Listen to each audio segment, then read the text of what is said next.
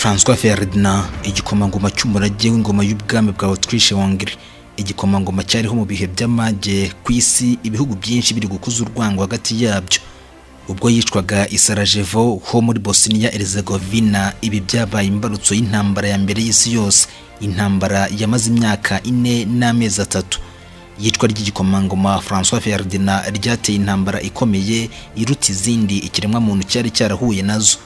Ni intambara ikomeye cyane yahitanye benshi, igakora mu nzego nyinshi z'ubuzima, maze iza kwitwa intambara ya mbere y'isi yose nyuma y'uko habayeho indi yayirushije ubukana ikitwa iya kabiri. Iyi ntambara yabayemo ikoreshwa ry'intwaro zikomeye cyane, amato y'intambara akomeye cyane, ndetse no gukomeza ubushuti mu bihugu byari bigiye biri ku ruhande rumwe. Nubwo hari impamvu nyinshi zateye iyi ntambara, imbarutso yaje kuba urupfu rw'igikomangoma cya Autriche-Hongrie François Ferdinand. Ugeze aha wakwibaza uburyo umuntu umwe, ikiremwa muntu nk'ibindi, yabaye intandaro y'intambara ikomeye cyane nk'iyi itari yarigeze ibaho mu mateka y'isi, ngo ibihugu bikomeye byinshi bitandukanye byambarira urugamba. Nitwa Ferdinand. Umutegetsi ukomeye cyane wa Prusse cyangwa se Ubudage Otto von Bismarck wagize uruhare rukomeye cyane mu kongera kunga Ubudage mu mwaka w'1871, yigeze kumvikana avuga ati, mu mpera z'ubu buzima umunsi umwe intambara izadukira Uburayi ikomotse ku bikorwa nakwita iby'ubusazi bizaba biriho muri Balkans. Iyi ntambara yaje kwitwa intambara ya mbere y'isi yose, maze amasasu aravuga, imbaga iratikira. Ntabwo tugiye kugaruka ku mateka y'intambara ya mbere y'isi yose, ahubwo reka turebe uburyo umuntu umwe yabaye imbarutso yayo. Yari mu ntoki ngo iyicwa rye ribe imbarutso y'ibitari byarigeze bibaho kuva isi yaremwa. Nubwo iyicwa rya François Ferdinand ariyo mbarutso y'intambara ya mbere y'isi yose, hari aho bikomoka. Ariyo mpamvu tugiye kubanza tukabireba kugira ngo tuze gusobanukirwa n'uburyo iyicwa rye ryaje ari ugukoma imbarutso. Intambara y'isi yateguwe igihe kirekire nk'uko bitangazwa n'umunyamateka Mario Insenegi ukomoka mu Butaliyani, ikaba kandi imizi yayo ishinga mu mateka ya kera cyane. Mu Burayi bwo mu kinyejana cya 19 hari higanje imbaraga runaka zirenze kure izari zarabayeho mbere yacyo. Ni imbaraga mu bukungu, ikoranabuhanga, ndetse n'impinduka mu mibanire y'ibihugu. Muri iki kinyejana ibihugu bitandukanye byatangiye kugenda byereka ibindi ko bibirusha imbaraga. Ku isonga hari ubwami bw'Ubwongereza. Igitabo The Encyclopedia Britannica kigaragaza ko Ubwongereza bwakomeje kwigaragaza cyane mu kugira ikoranabuhanga, inganda zikomeye, n'amato ya gisirikare ahambaye. Ibi byose bikaba byaraterwaga ahanini n'uko ibihugu byakolonizwaga n'Ubwongereza byakomezaga kugenda byiyongera. Mu myaka irenga 30 Ubwongereza bwihariye ubuhangange ku isi. Mu kinyejana cya 19 Ubudage nabwo bwatangiye kugenda buzamuka mu mbaraga, ndetse buyingayinga Ubwongereza.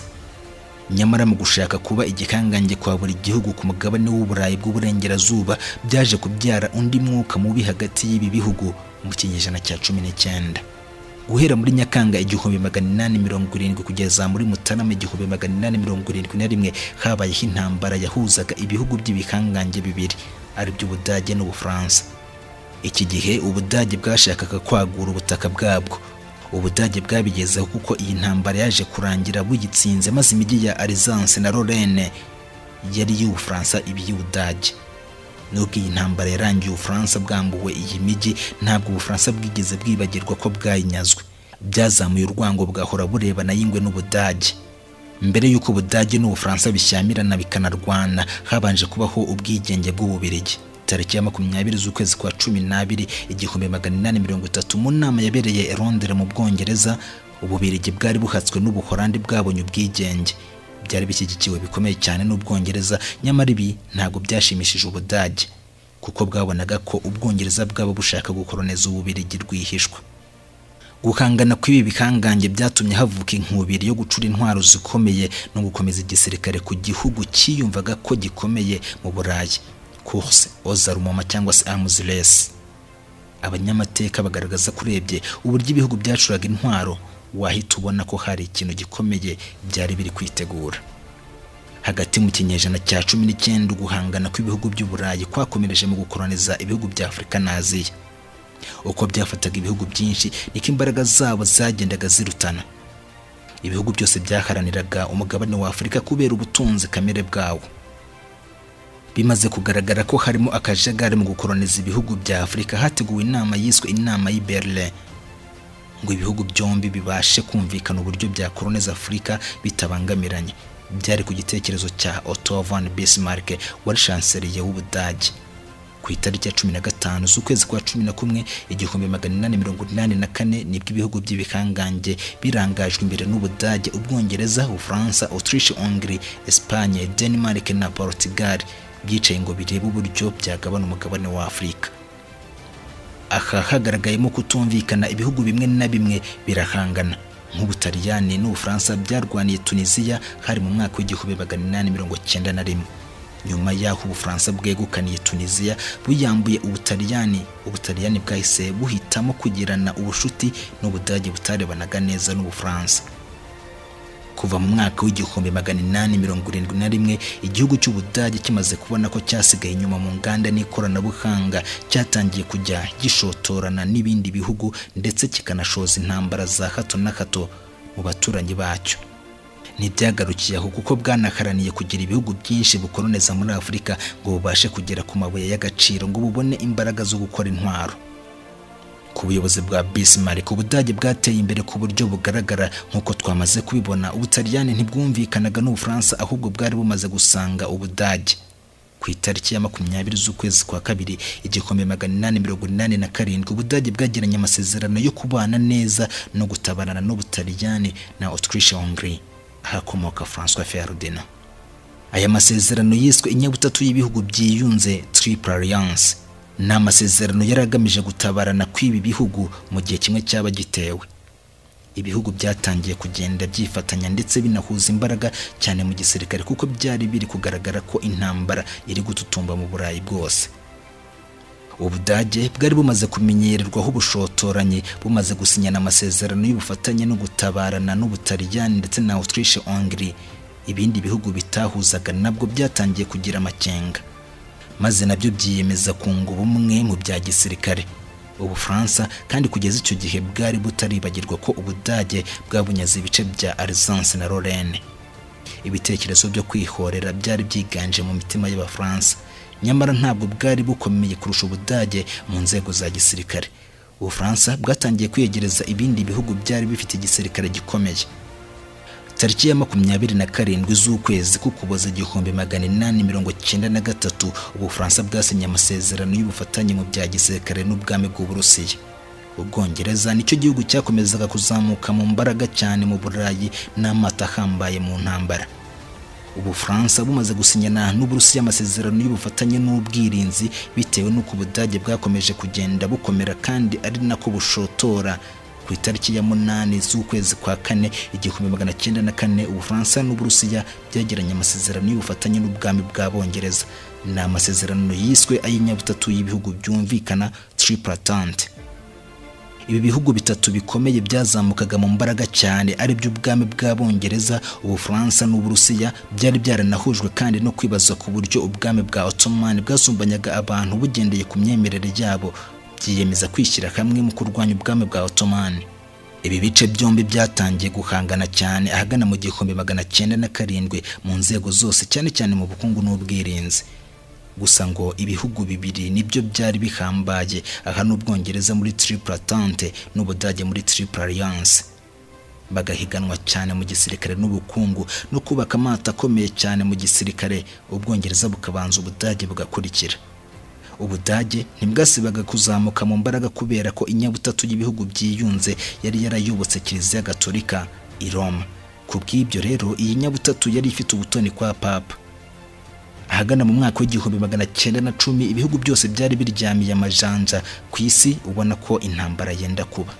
Mu mwaka w'1912 mu gice cy'Uburayi bw'Amajyepfo havutse intambara n'ahitwa Balkans mu burasirazuba bw'Ubutaliyani. Ibi byatewe n'uko ibihugu byose muri iki gice cya Balkans byari birambiwe ubuhake bw'ubwami bugari bwa Ottoman bwari bumaze kuganza, maze ibi bizamura intambara kugeza mu 1913. Ibihugu byari bigize Balkans bimwe byacitse intege birekeraho. Ibihugu bimwe na bimwe kandi ubutaka bwabyo bwaragabanutse, nyamara kuba za mpande ebyiri zari zikari, ibihugu byagaragaraga ko nta mbaraga bifite. Kuba nta bwirinzi buhagije byari bifite mu rwego rwo kubugira kandi bukomeye, byatangiye kwisunga kuri ya matsinda abiri, Triple Entente na Triple Alliance, yari akanganye ari nako bayashakaho umubano. Uko igihugu cyakirwaga mu itsinda rimwe niko cyahitaga kiba umwanzi ku kindi cyo mu rindi tsinda. Umwuka wakomeje kuba mubi mu Burayi, ari nako intwaro zikomeza gukorwa ku bwinshi. Haje kuzamuka andi makimbirane akomeye hagati y'ubwami bwa Autriche-Hongrie na Bosnia-Herzegovina. Ibi bikaba byaratewe nuko tariki ya 29 Nyakanga 1818 Autriche-Hongrie yigaruriye Bosnia-Herzegovina ikayigira ubutaka bwayo.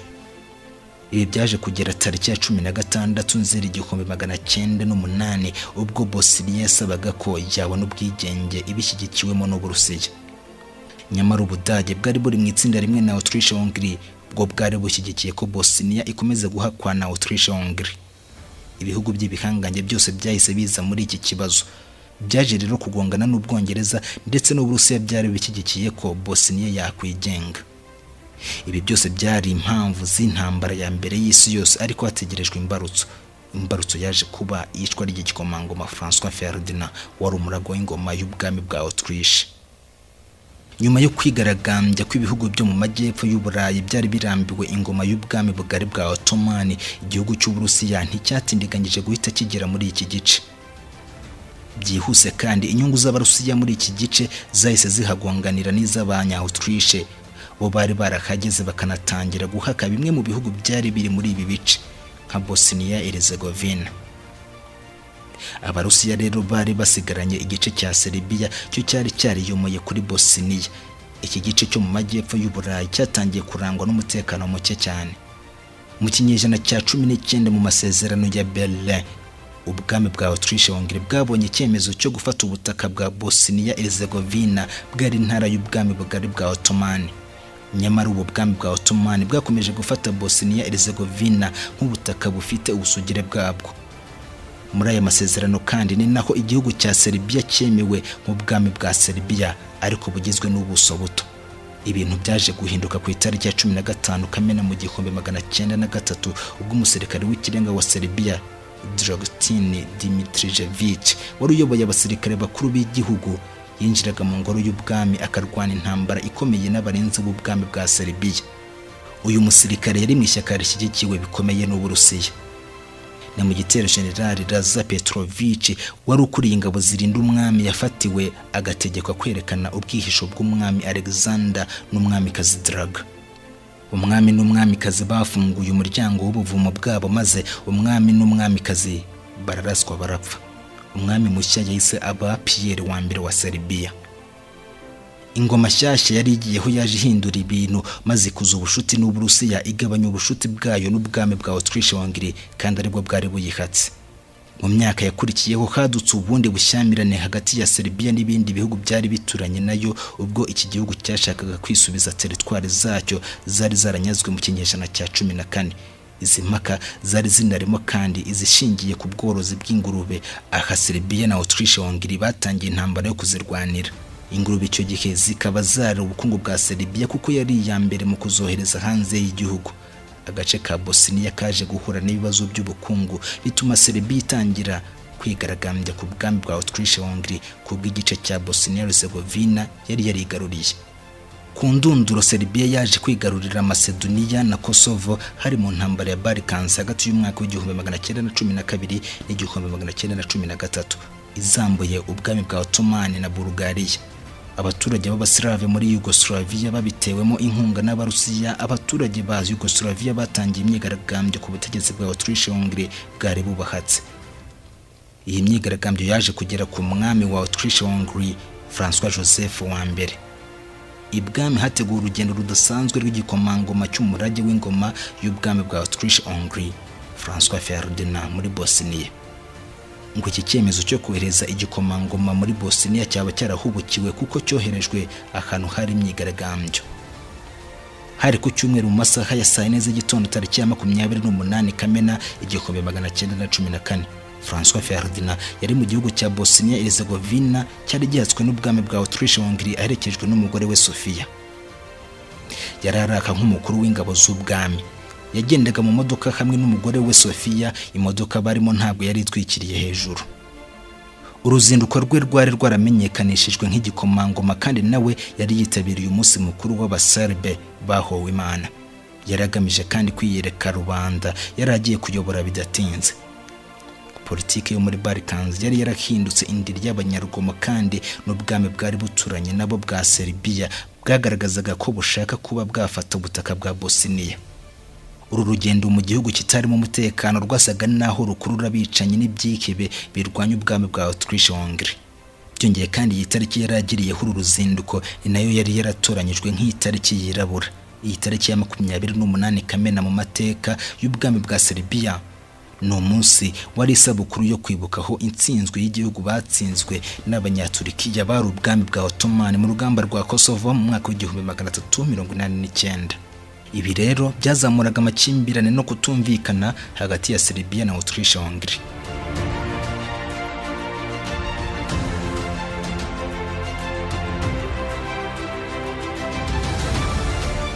Uruzinduko rwa François Ferdinand rwafatwaga nk'agasuzuguro n'abaserbe batari bake. Mbere y'uru ruzinduko kandi Leo von Berlinski, minisitiri w'imari wa Autriche-Hongrie, ntiyigeze yita ku buryo uwari ambasaderi wa Serbia muri Autriche-Hongrie yari yababuriye avuga ko hari igitero cy'ubwiyahuzi cyagombaga kubera Sarajevo muri Bosnia, dore ko uruzinduko rw'igikomangoma rwari rwavuzwe. Gusa inshuti za François Ferdinand za hafi zari zamuburiye ko byaba byiza asubisa uru ruzinduko. Umugore wa François Ferdinand ntabwo yakomokaga mu muryango wa cyami, ariyo mpamvu atahabwaga abarinzi benshi. Ibi byatumaga niyo yabaga ari kumwe n'igikomangoma kitarindwa cyane. Niko byagenze na hano, kuko ubwo igikomangoma cyafataga inzira kigiye, umukuru w'ingabo i Sarajevo yari yategetse ko ingabo zigera ku 40,000 ziva mu mujyi wa Sarajevo. Igikomangoma nticyarindwa bikomeye nk'abandi bategetsi. Mu gihe igikomangoma François Ferdinand n'umugore we Sofia bari bataragera mu mujyi wa Sarajevo, igitero cy'ubwiyahuzi cyagabwe mu muhanda ugana kuri hoteli y'umujyi wa Sarajevo. Iki ngo cyari kigamije François Ferdinand. Nyuma yo gusura hoteli y'umujyi wa Sarajevo bitewe n'amarangamutima ndetse n'agahinda kuzuye, iki gikomangoma n'umugore we bashatse kwerekeza aho iki gitero cy'ubwiyahuzi cyatewe ndetse bakanareba inkomere bakazihumuriza. Nyuma ya misa yo ku cyumweru tariki ya 28 z'ukwa gatandatu 1914, François Ferdinand n'umugore we bari mu modoka. Bari bakurikiwe na gari ya moshi ivuye Iliza igiye Sarajevo. Kubw'amakosa abari bategereje igikomangoma bagiye mu modoka zitarizo. Abapolisi bakuru batatu bari bakuriye abarinzi b'umutekano kabuhariwe bagiye mu modoka ya mbere hamwe n'uhagarariye ingabo z'umwihariko mu kurinda umutekano. Imodoka ya kabiri yagiwemo na meya ndetse n'umukuru wa polisi ba Sarajevo. Imodoka ya gatatu yo mu bwoko bwa Graf and Stiff ibifunguye hejuru yagiwemo na François Ferdinand, Sofia, Guverineri Potiorek hamwe na Lieutenant Colonel Count Franz von Halash. Ibitero byari byateguwe ko bitangira saa 4 zuzuye. Iyi modoka ya mbere yaciye ku mwicanyi wa mbere Mehmed Bazic. Yari yashyizwe imbere y'ubusitani bwa Mostar Cafe, yakawe intwaro na bombe ariko ananirwa kubikora. Undi mwicanyi Vaso Kubrilovic yari yashyizwe hafi ya Mehmed Bazic wari umaze kwinanirwa, yakawe imbunda ikomeye ndetse na bombe. Aba bose barananiwe, imodoka irahita. Kuva ku isaha ya 4:10 imbere ya saa 6, imodoka yarimo François Ferdinand yari igeze aho undi mwicanyi witwa Kubrilovic yarari aho yahise atera bombe ikaza kugarurwa igasandarana imodoka yari inyuma y'iki gikomangoma. Abicanyi bose bananiwe guhitana igikomangoma mu gitero cya mbere. Ubwo igikomangoma cyageraga mu mujyi n'umugore wacyo bari bamaze kubona ibintu byahinduye isura, ariko ibirori birakomeza. Birangiye Ferdinand yagiye ku bitaro gusura abakomerekejwe na bombe, nyamara umugore we yari yanze ko bajyanayo, ariko birangira bose buriye imodoka yari ku mwanya wa gatatu. Uwari ubatwaye ntabwo yabimenyeshejwe, maze abajyana ku kindi gice gitandukanye n'ahari hagabwe igitero. Yabajyanye ahari ikivunge cy'abigaragambye ko barambiwe ingoma ya se y'ubwami bwa Autriche-Hongrie. Irindi kosa ryakozwe n'uwari utwaye igikomangoma François Ferdinand n'umugore we Sofia nuko yahagaze mu kivunge cy'abigaragambye. Ibi byoroheye ikihebe kubona uko kirangiza akazi cyari cyahawe gikoresheje pistole yakorewe mu Bubiligi. Ubwo François Ferdinand n'umugore we bari bageze i Sarajevo, umurwa mukuru wa Bosnia Herzegovina, Gavrilo Princip, umwe mu itsinda ry'abicanyi batandatu bari bateguwe neza na Danilo Ilici, yarabarashe. Intego ya politike kwicwa rya François Ferdinand kwari ugushaka gufata intara y'amajyepfo y'ubwami yari ituwe n'Abaslavi. Iyi ntara ikaba yajya ku bwami bwa Serbia cyangwa Yugoslavia. Ibi nyuma y'ukwezi kumwe gusa byaje guteza intambara ya mbere y'isi yose. Ikihebe cyarashe amasasu abiri, rimwe rifata Igikomangoma, irindi rifata mu rubavu rwa Sofia, umugore we. Bose amasasu arabazahaza, bihutishwa mu ivuriro ryo kwa guverineri, ariko bahagira bashizemo umwuka. Nyuma y'iraswa ry'Igikomangoma François Ferdinand, ibihugu byinshi ku mugabane w'Uburayi byashyushye imitwe. Kuri Autriche-Hongrie, igihugu cyari kimaze kubura Igikomangoma, umwami w'abami w'ubu bwami François Joseph wa mbere ntiyabyihanganiye, ahubwo yahise yiyemeza guha isomo igihugu cya Serbia bitewe n'uko Princip wari warashe François Ferdinand yari umuserbe. Byageze aho intambara ihinduka y'isi yose. Tariki ya 23 z'ukwezi kwa karindwi 1914, ubwami bwa Autriche-Hongrie bubishyigikiwemo bikomeye n'Ubudage bwahaye igihugu cya Serbia itariki ntarengwa yo kuba yemeye ko hakorwa iperereza ryimbitse ku bagize uruhare mu iyicwa ry'Igikomangoma. Iki cyemezo cyamaganiwe kure n'ubwami bw'Uburusiya bwari buri ku ruhande bwa Serbia. Serbia nubwo yahamwaga n'ibyaha yanze kwemera kubera ko yari ihagarikiwe n'Uburusiya. Ibi byazamuye uburakari bukomeye mu bategetsi ba Autriche-Hongrie kugeza ubwo banga no kwitabira inama y'amahoro yaberaga mu Bwongereza ivuga kuri iki kibazo no kugishakira umuti. Autriche-Hongrie imaze kubona ko Serbia yimye amatwi yiyemeje kuyitera, Autriche-Hongrie ntiyifuzaga ko hari ikindi gihugu cyayinjiramo uretse Ubudage gusa. Autriche-Hongrie imaze kwizera inkunga y'Ubudage yashoje intambara kuri Serbia ku itariki ya 28 z'ukwa karindwi 1914. Ubutaliyani bwari mu itsinda rimwe n'Ubudage ndetse na Autriche-Hongrie bwanze guhita bwinjira muri iyi ntambara. Ingabo za Autriche-Hongrie zifatanyije n'Ubudage zahise zisenya bikomeye umurwa mukuru wa Serbia, Belgrade. Uburusiya bwanze kurebera, maze ku itariki ya 2 z'ukwa munani buza gutabara Serbia. Iki gihe intambara yahise iva kuri Autriche-Hongrie na Serbia ijya hagati y'Uburusiya n'Ubudage, kuko nabwo bwahise butangaza intambara. Ubudage kandi ntibwatuje, bwahise bubona ko ari n'amahirwe yo gufata umurwa mukuru w'Ubufaransa, Paris. Ubufaransa bukaba bwari buri kumwe n'Uburusiya. Kugira ngo ingabo z'Ubudage zigere mu Bufaransa zagombaga kunyura mu Bubiligi butari bugize na kamwe bubogamira, bubifashijwemo n'Ubwongereza. Ubudage bwangiwe kuhaca, ariko buza kubikora ku ngufu ku itariki ya 3 z'ukwa munani 1914, ari nako bunatangaza intambara ku Bufaransa. Ibi byababaje Abongereza ku buryo bukomeye, maze nabo biyemeza kurwana n'Abadage ku itariki ya 4 z'ukwa munani 1914. Ibihugu byose byahise byitabira kurwanira impande zabyo. Uko byazaga mu ntambara, niko ubukana bw'iyi ntambara bwarushagaho gukara. Kwicwa kw'Igikomangoma cy'umurago w'ingoma ya Autriche-Hongrie no gushaka guhora biba imbarutso y'iyi ntambara yiswe intambara ya mbere y'isi yose. Yiswe ya mbere nyuma y'uko habayeho iya kabiri. Nitwa Ferdinand, mwakoze cyane kubana nanjye.